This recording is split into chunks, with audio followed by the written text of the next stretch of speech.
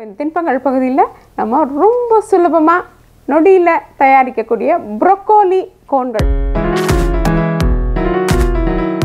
Hi, hello, வணக்கம். தோசை பீஸா உங்களை அன்புடன் வரவேற்கிறது. நான் காசினி ஜெயக்குமார். வாங்க தின்பண்டங்கள் பகுதிக்கு. ப்ரோக்கோலி அப்படின்ற காய்கறியை வச்சு சீஸெல்லாம் அதில் போட்டு ரொம்ப அருமையாக சாப்பிடக்கூடிய ஒரு தின்பண்டத்தை செய்ய போகிறோம். வாங்க அதை பார்க்கலாம்.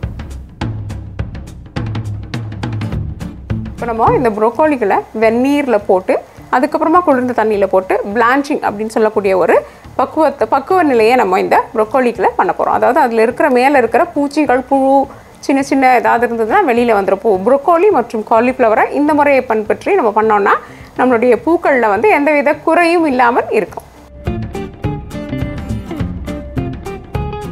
இப்போ இதை நல்லா மூடி ஒரு 10 நிமிஷம் இந்த சூடு தண்ணியில் இருக்கட்டும்.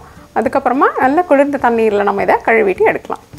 இப்போ முதல்ல நம்மளுடைய ஓடிஜி அவன்களை 200 டிகிரி சென்டிகிரேட் அல்லது 400 டிகிரி ஃபாரன்ஹீட்டில் முன் சூடு பண்ணிக்கலாம். அப்படி அவன் உபயோகப்படுத்தாதவங்க நேரடியாக தோசை கல்லில் இதை வச்சு எடுத்துக்கலாம்.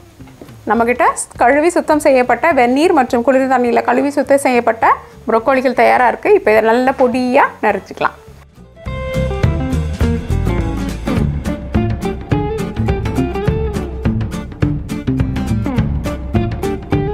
இப்போ நம்மக்கிட்ட பொடியாக அரியப்பட்ட ப்ரோக்கோலிகள் தயாராக இருக்குது. இப்போ தேவையான அளவு உப்பு சேர்த்துக்கலாம். 50 கிராம் சோளமாவை சேர்த்துக்கலாம். பிரெட் துகள்கள் இது வந்து நம்ம இப்போ முதல்ல ஒரு பாதி, அதாவது 50 சேர்த்துப்போம். அதற்கு மேல் தேவைப்பட்டால் இன்னும் கொஞ்சம் கூட இதை சேர்த்துக்கலாம். இப்போ இதை நல்லா கலந்து விட்டுக்கலாம். இப்போ நம்ம கடைசியாக இது கூட தேவையான அளவு சீஸ் மற்றும் உலர்ந்த துளசி பொடி அல்லது பேசில் பொடியும் உபயோகப்படுத்தலாம்.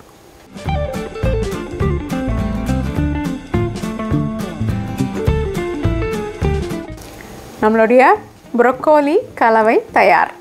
இப்போ நம்ம இந்த அழகான வடிவங்களை தயார் பண்ணலாம். இப்போது நம்ம பேக் செய்ய போகிற பாத்திரம் மற்றும் இந்த தட்டு தயாராகிடுச்சு. சிறு உருண்டை நம்மளுடைய பிரெட் துகள்கள் இதில் தயாராக இருக்குது.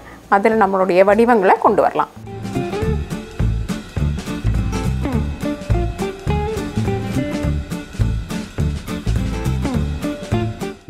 இப்போ நம்மளுடைய முக்கோண கூம்புகள் தயார். நம்மளுடைய ப்ரோக்கோலி கூம்புகள் தயாராகிடுச்சு. இப்போ நம்ம இதை என்ன பண்ண போகிறோம்னா 20 நிமிஷத்துக்கு பேக் பண்ணி எடுக்க போகிறோம். 25 நிமிஷம். நீங்கள் 20 நிமிஷத்துக்கு அப்புறம் சோதித்து பார்த்துக்கலாம். தயாராக இருந்ததுன்னா எடுத்துடலாம், அல்லது இன்னொரு 5 நிமிஷம் அதில் வச்சு எடுக்கலாம்.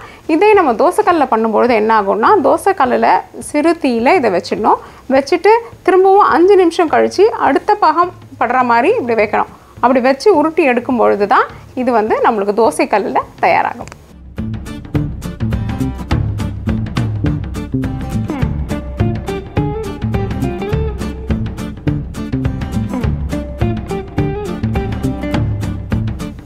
என் நண்பர்களே, இந்த அருமையான ப்ரோக்கோலியால் செய்யப்பட்ட கூம்புகளை பார்த்தீங்க இல்லையா?